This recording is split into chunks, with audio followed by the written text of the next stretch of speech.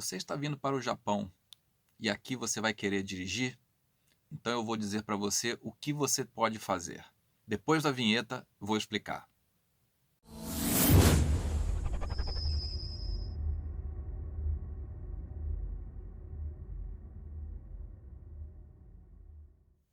Olá, amigos e amigas. Sejam bem-vindos a mais um podcast da F2B Engenharia, empresa dedicada aos serviços de assessoria automotiva, ar-condicionado, manutenção industrial e predial e instalações gerais. Mais uma vez, muito obrigado pela sua audiência. A sua audiência é muito importante para que nós possamos fazer novos vídeos e novos podcasts aqui. No podcast de hoje, vou falar sobre brasileiros que querem passear por outros países e que querem alugar um automóvel para poder evitar de usar transporte público ou até mesmo os serviços de turismo. A maioria dos países da América, entre eles os Estados Unidos, aceita a habilitação brasileira como comprovante de capacidade da pessoa em dirigir.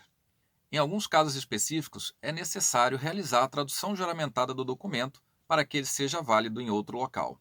Os países da União Europeia e outros países que não fazem parte da União Europeia aceitam a Permissão Internacional para Dirigir, a nossa PID, como documento de habilitação comprovando a capacidade da pessoa requerente. Para isso, basta você ir até o Detran do seu estado, solicitar a PID, pagar uma taxa e dentro de alguns dias você recebe o documento, que é nada mais do que a sua carteira de habilitação traduzida para diversas línguas. E se o motorista brasileiro quiser dirigir no Japão, como que ele faz? Ele vai poder utilizar esses documentos? Vai poder utilizar a PID ou a própria carteira de motorista? Vai poder dirigir no Japão? As respostas para essas perguntas são um pouco estranhas. Não e sim. Como assim não e sim? Vamos lá, vou responder por partes. Por que não? Brasileiros que queiram dirigir no Japão não podem utilizar a sua PID ou a sua carteira de habilitação nacional. Por quê?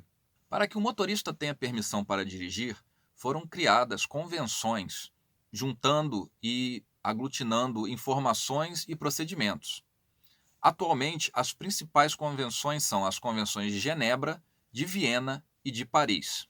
O Brasil é signatário da Convenção de Viena de 1968, que permite dirigir em mais de 100 países. Entretanto, o Japão não é signatário da Convenção de Viena. O Japão é signatário da Convenção de Genebra de 1949, da qual o Brasil não é signatário.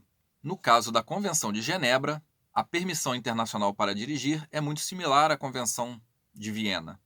E essa Convenção de Genebra permite que o motorista possa dirigir em 95 países diferentes. Além disso, não é possível traduzir a sua carteira de motorista nacional para o japonês, visto que Brasil e Japão não possuem acordos bilaterais para esse fim.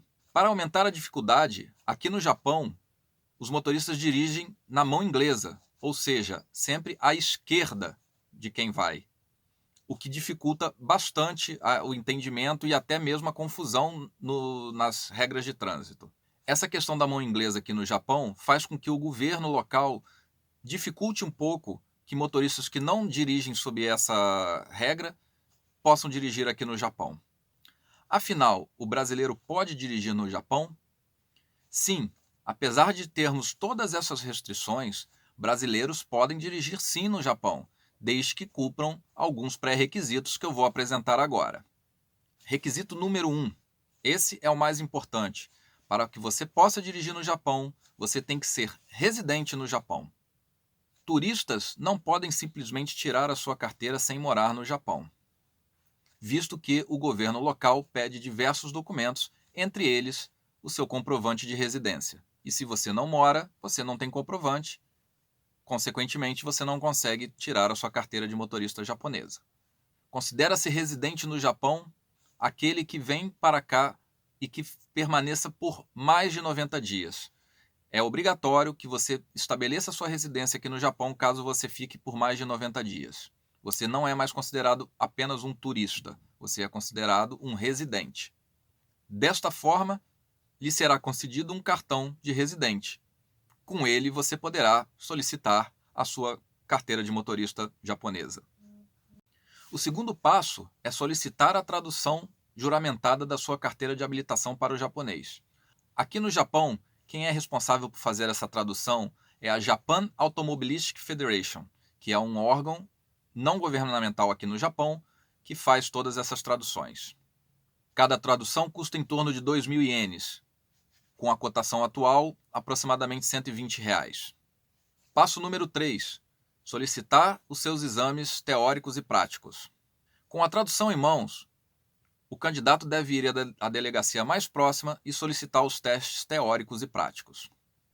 Se você já tiver a sua CNH brasileira, esse passo será bastante reduzido, ou seja, você conseguirá a sua carteira de motorista japonesa em até 3 dias. Para isso é necessário levar a carteira de motorista original, passaporte, registro de estrangeiro, RG e uma foto 3x4. Aqui no caso seria 3x2,4, tem um tamanho padrão aqui no Japão.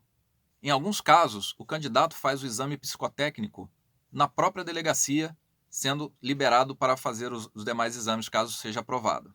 Passo 4. Realizar os testes teóricos.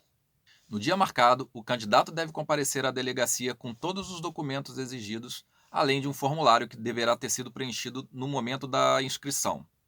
O exame escrito é em português e tem 10 questões, que devem ser assinalados de certo ou errado.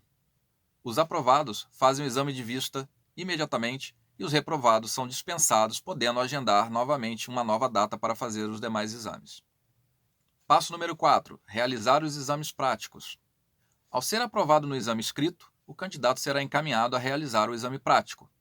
O exame prático normalmente é composto de um percurso previamente estabelecido e, caso o candidato seja aprovado, a sua carteira de habilitação será emitida em até 3 dias. Para quem não tem carteira de habilitação brasileira, os procedimentos são parecidos.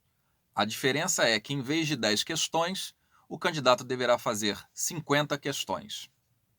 E o acerto mínimo é de 90%.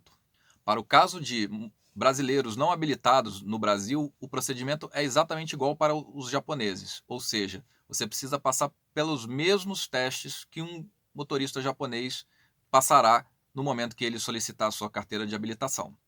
Essa prova é composta de 2 fases. A primeira fase serve para adquirir a carteira provisória, sendo que o motorista ficará sob a supervisão de uma pessoa já habilitada.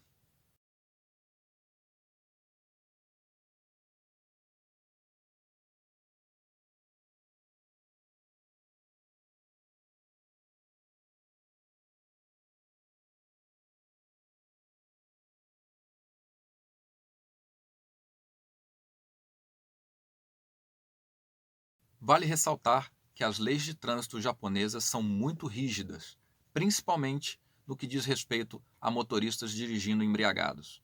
Nesses casos, as penas podem chegar até 3 anos de prisão e uma multa pesada.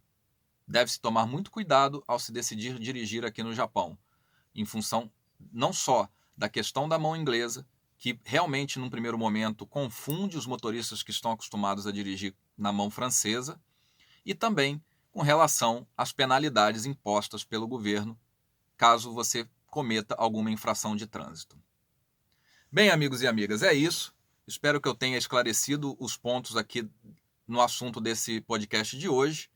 E para quem quiser vir para o Japão, sejam bem-vindos, venham para cá. Aqui a cultura é bastante rígida, mas é também muito interessante você aprender novas situações.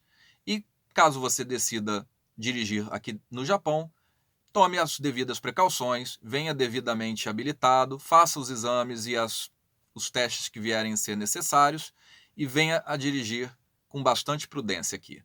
Então, amigos, mais uma vez, obrigado. Não deixem de acessar o nosso canal, ativar o sininho, dar o seu like e se inscrever. Muito obrigado e até a próxima.